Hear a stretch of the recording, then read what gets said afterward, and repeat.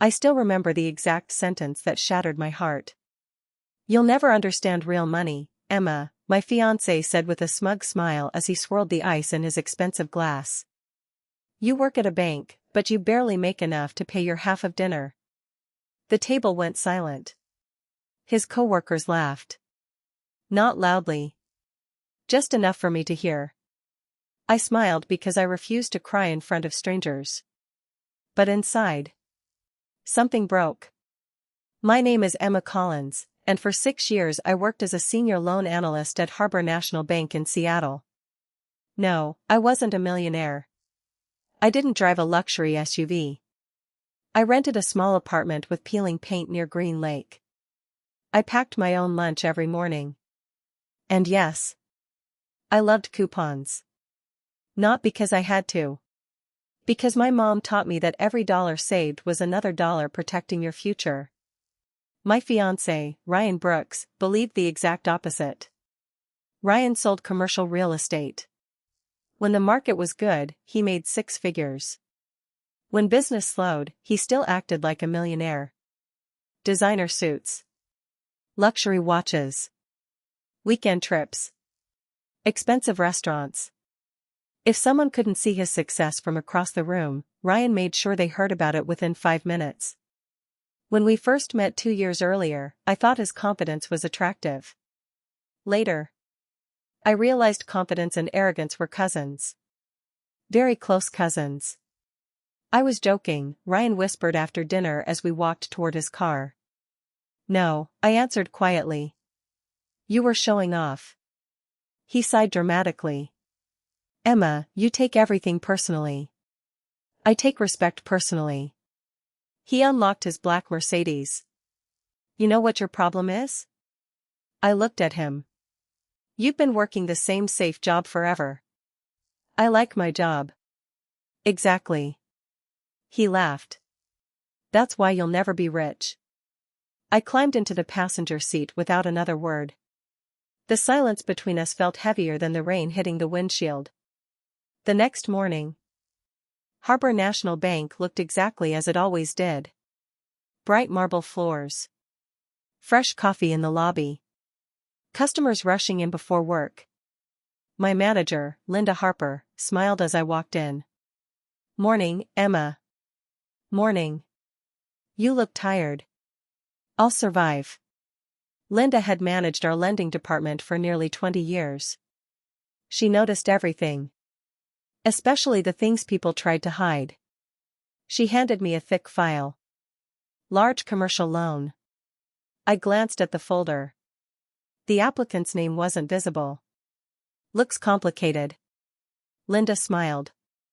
"That's why I'm giving it to you. Most people think loan approvals are simple. They're not. Banks don't approve dreams. They approve evidence. Income. Debt. Cash flow. Collateral. Credit history. Every number tells a story. And numbers never care about someone's expensive watch. Around noon my phone buzzed. "Ryan." I answered. "Hey. What are you doing tonight?" he asked. "Working late." "You always work late." "It's quarter end. You should skip it." "I can't." There was a pause. "My friends are going to the Grand Oak Steakhouse." I knew that restaurant. One dinner there cost almost half my weekly grocery budget. "I'll pass." "You can afford it." "I don't want to spend that much." Ryan laughed. "See? See what? This is exactly why I say you're stuck." I closed my eyes. "Ryan. If you keep thinking small, you'll always live small." Before I could answer, he hung up.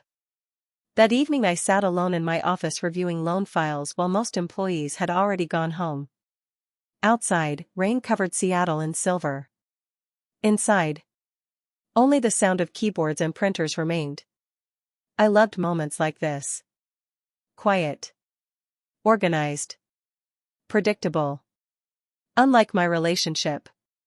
When I finally reached home, I found a small jewelry catalog lying on my kitchen counter. Ryan had left it earlier. Every engagement ring inside cost more than my yearly salary. A sticky note was attached. Choose something worthy of my future wife. No heart. No smiley face. Just that sentence. I stared at it for a long time. Then folded it shut. Saturday afternoon we met his parents for lunch. His mother, Diane, adored luxury. His father, Charles, admired people who earned money. I fit neither category. So, Emma, Diane asked sweetly, have you considered moving into management? I'm happy where I am. Ryan chuckled before taking a sip of wine. Translation. Everyone looked at him. She doesn't want responsibility. I blinked. What? You avoid risk. His father nodded approvingly. That's why banking suits her. I finally spoke. I evaluate million-dollar lending decisions every day. Ryan shrugged. But you're not the one making millions. The table laughed again. Even Diane. I looked down at my plate. Suddenly, nothing tasted like food anymore. On the drive home I asked quietly. Why do you embarrass me? Ryan frowned. I motivate you. No. You compete with me. He hit the brakes at a red light. You know what, Emma? What?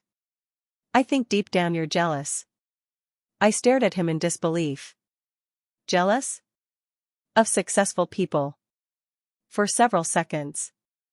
I couldn't even find words. Monday morning arrived. Coffee. Emails. Meetings. Normal. Until Linda walked into my office carrying a thick navy blue folder. She placed it gently on my desk. This one's priority. Who's the applicant? She smiled. You'll find out. Then she walked away. I opened the file. The first page appeared. My heart stopped. Applicant. Ryan Brooks. Requested amount. $2,800,000 commercial expansion loan. Relationship status disclosure. Engaged to Emma Collins, Harbor National Bank employee. I froze. My hand suddenly felt cold. Ryan had never mentioned applying for a loan. Not once.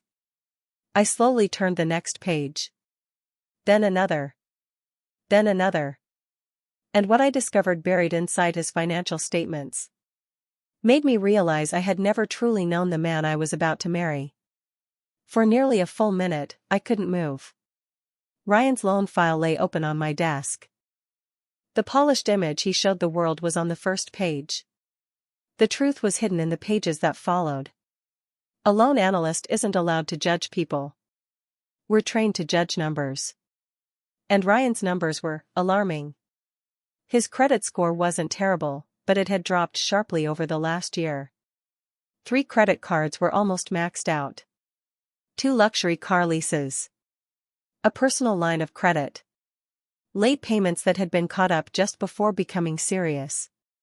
His income looked impressive at first glance, but it swung wildly from month to month. Some months were incredible. Others barely covered his obligations. Then I found something that made my stomach tighten. The down payment for the commercial building he'd promised the bank? Almost all of it had come from borrowed money. He wasn't building wealth. He was building an illusion. I leaned back in my chair. How had I never seen this? Because he never let me. A soft knock interrupted my thoughts. Linda stepped inside.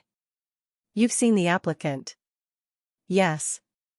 She closed the door. Because of your relationship, you're officially removed from this file. I nodded immediately. I understand. I knew you would. She studied my face. Are you okay? I forced a smile. I will be. She placed a reassuring hand on my shoulder. Sometimes our personal lives surprise us. After she left, I quietly locked my computer. For the first time in 2 years, I wondered whether I actually knew the man wearing the engagement ring I'd accepted. That evening Ryan texted me. "Dinner tonight? Big news." I almost laughed. Big news? Apparently, not big enough to tell his fiancée he'd asked her bank for nearly $3 million. We met at our favorite Italian restaurant. Ryan looked unusually cheerful. "You'll never guess what's happening." I stirred my water. "Try me. My business is about to explode." "Really?" He grinned. "I found the perfect office building downtown." "That sounds exciting." "It is." He leaned forward. "And once financing comes through." "Financing?" He still wasn't saying where it was coming from. "Everything changes." I looked him straight in the eyes. "You're applying for a commercial loan." His smile froze. "Who told you?" "I work at a bank." He laughed nervously. "Right. You weren't going to tell me?" I wanted it to be a surprise. Something about his answer felt rehearsed. A surprise? I wanted to celebrate after approval. I nodded slowly. That makes sense. But inside, nothing made sense anymore. 2 days later, Ryan invited me to a networking event at an upscale hotel. Everyone there wore tailored suits. Conversations floated around investment opportunities and luxury developments. Ryan thrived in that world. He introduced me to a group of investors. "This is Emma." One man smiled. "What do you do?" "I'm a loan analyst." Before I could say another word, Ryan laughed.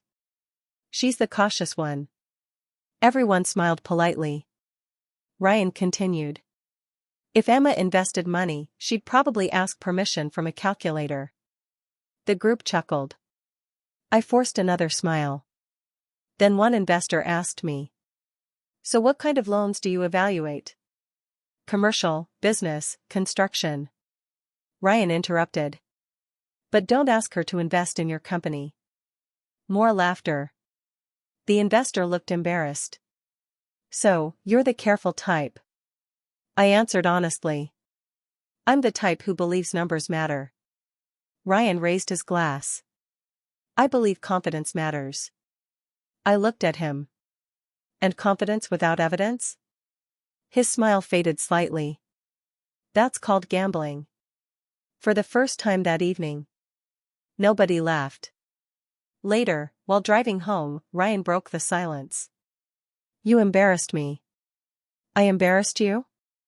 "You challenged me in front of clients." I answered a question. "You made me look reckless." I looked out the window. "I didn't make you look like anything."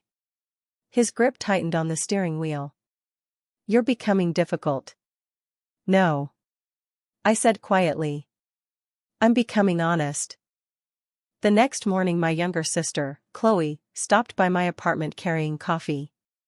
She took one look at my face. "What happened?" I hesitated. Then I told her everything. Not about the confidential loan details. Those were protected. But about the dinner. The jokes. The insults. The constant comparisons. When I finished, Chloe asked one simple question. "When was the last time he made you feel proud to be yourself?" I opened my mouth. Nothing came out. She reached across the table and squeezed my hand. "Emma, you already know the answer." A week later Ryan called unexpectedly. "I need a favor." "What kind of favor?" "I want you to talk to someone at your bank." My heart sank. "I can't." "Why not?" "Because I work there." "You know people." "I also know the rules." "It's just a conversation." "No." He sighed dramatically. "Emma, my approval would be based on facts, not relationships." "I'm not asking you to approve it. But you're asking me to influence it." Silence. Then, "So that's more important than helping your future husband?" I felt something inside me crack. No. My integrity is. He hung up without another word. 3 days passed. No calls. No texts. No apology. Then Saturday afternoon I received an invitation. Ryan was hosting an engagement celebration at his parents' house. I almost didn't go. But I did. The backyard looked beautiful. White flowers. Soft music. String lights hanging from oak trees. Everyone congratulated us. Everyone except Ryan. He barely looked at me. Halfway through the evening, his father raised a champagne glass. A toast. Everyone gathered around. Charles smiled proudly. My son has always aimed high. People clapped. And soon. He looked directly at me. He'll finally have a wife whose career catches up to his ambitions. Laughter rippled through the crowd. Ryan smiled. He didn't stop it. He didn't defend me. He simply let the words hang in the air. Something inside me finally became very quiet. Not angry. Not hurt. Just done. I slowly slipped my engagement ring off my finger. I stared at it for a second. Then placed it gently on the table beside Ryan's untouched glass. The music stopped. Every conversation faded. Ryan looked down at the ring. Then back at me. Emma. His voice barely rose above a whisper. What are you doing? I met his eyes calmly. For the first time in 2 years. I said. I'm choosing someone who respects me. I turned around. Walked toward the front gate. And just before I reached my car, my phone buzzed. It was Linda. Her message was only 7 words long. We need to discuss Ryan's application. Urgently. My heart pounded. Something had happened. Something much bigger than I had imagined. I stared at Linda's message until the words blurred. We need to discuss Ryan's application. Urgently. My pulse quickened. I had already been removed from the file because of our relationship. Linda wouldn't contact me unless something affected me personally. I stepped away from the party, climbed into my car, and called her. She answered immediately. Emma, are you somewhere private? Yes.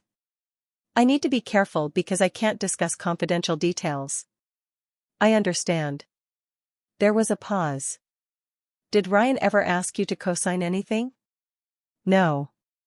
Did you give him access to your financial information? No. What about your savings account? Retirement fund? No. Linda exhaled softly. Good. My stomach tightened. Linda, what's going on? I can't say more over the phone. But I wanted you to hear one thing from me. What? Protect yourself. The line went dead. I barely slept. Every conversation I'd had with Ryan over the last 2 years replayed in my head. We should combine our finances after the wedding. You trust me, don't you? Why keep separate savings when we're building one future? At the time, they sounded romantic. Now they sounded strategic. Monday morning, I arrived at the bank before sunrise. Linda invited me into her office. I've spoken with legal and compliance, she said. They've approved me telling you only what directly affects you. I nodded. She folded her hands. During the verification process, Ryan submitted a personal financial plan. And? He projected your future salary as part of his household income. I frowned. But we're not married. Exactly. She slid a blank notepad toward me, avoiding any confidential documents. He also listed expected access to combined assets after marriage. My heart dropped. My savings? I can't confirm specific numbers. But yes, he assumed they would become available. I sat in stunned silence. For 2 years, I'd thought we were planning a life together. He had been planning a balance sheet. That evening, Ryan showed up outside my apartment carrying flowers. "I've been calling." "I know. You left me." "I left disrespect." He sighed dramatically. "Emma, you're overreacting." "I don't think I am." He held out the flowers. "Can we please talk?" Against my better judgment, I agreed. We sat on a bench across from the apartment building. For several minutes, neither of us spoke. Finally, he broke the silence. "The loan's been delayed." "I'm sorry to hear that." "No, you're not. I don't celebrate anyone's struggles." He leaned closer. "You could help." "I can't." "You won't." I looked him in the eyes. "They're not the same thing." His voice hardened. "You know what your problem is?" I smiled sadly. "I used to think I did. But now I know yours." He frowned. "You mistake love for ownership." For the first time since I'd known him. He had no comeback. A week later, Chloe convinced me to spend the weekend at our mother's house. Mom still lived in the small home where we grew up. The paint was fading. The porch creaked. The furniture was old. But somehow, everything there felt rich. Over dinner, Mom quietly asked, "Did he ever make you feel small?" I looked down at my plate. "Almost every week." She reached across the table. "When your father and I had nothing." She smiled gently. "He used to brag that I made the better grilled cheese sandwich." Chloe laughed. Mom continued. "He celebrated me when nobody else did." She squeezed my hand. "That's what a partner does." Tears filled my eyes. Not because I had lost Ryan. Because I finally understood what I'd never actually had. 3 weeks later, Harbor National Bank held its annual community business workshop. Local entrepreneurs attended to learn about financing, budgeting, and responsible growth. Linda asked if I would lead one of the sessions. Normally, I preferred staying behind the scenes. This time, I said yes. The room filled with nearly 80 people. Small business owners. Young couples. Dreamers. I spoke about building businesses with honesty instead of appearances. I never mentioned Ryan. I never mentioned my engagement. But I said one sentence that seemed to stay with everyone. Success isn't measured by how wealthy you look. It's measured by how stable your life remains when nobody is watching. The room erupted in applause. For the first time in months, I felt proud. Not because someone approved of me. Because I approved of myself. As people left the workshop, I noticed a familiar figure standing near the back. Ryan. He looked different. His expensive watch was gone. His tailored suit had been replaced by a simple navy jacket. He waited until everyone else had left. I almost didn't come. I nodded politely. "What did you think?" He smiled faintly. "I recognized myself in everything you warned people about." Neither of us spoke for several seconds. Then he said something I never expected. "I lost the building." "I'm sorry." "I deserve to." His eyes dropped. "I spent years trying to look successful. I forgot how to become successful." It was the first truly honest sentence I'd ever heard him say. Months passed. Life slowly settled into a peaceful rhythm. I earned a promotion to senior commercial lending manager. Not because someone gave me a favor. Because I'd earned it.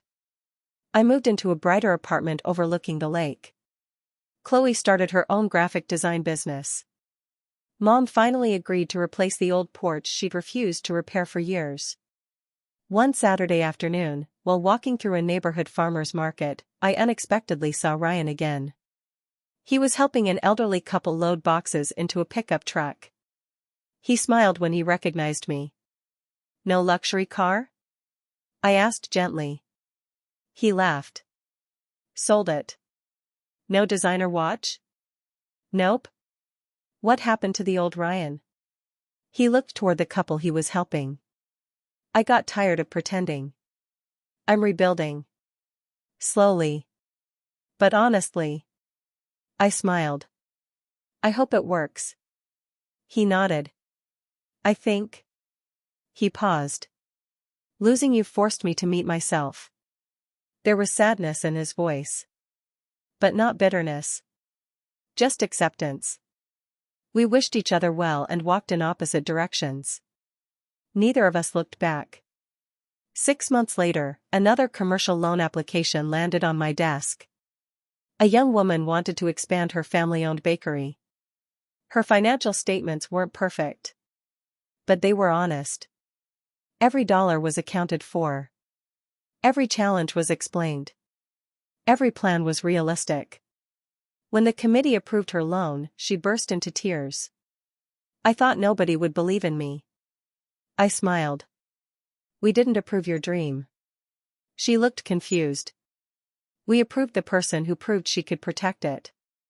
As she left my office, I caught my reflection in the window.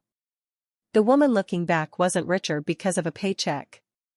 She was richer because she had finally learned her worth could never be measured by someone else's opinion. Ryan once believed my salary defined my value. In the end, it was my integrity that opened doors his pride never could. And that was worth far more than any loan either of us could ever receive.